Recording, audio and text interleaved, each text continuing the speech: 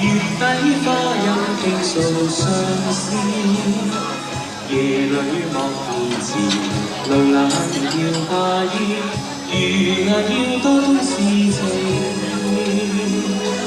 日日的別離詞，人夜寫相思句，千般相思心肝裏。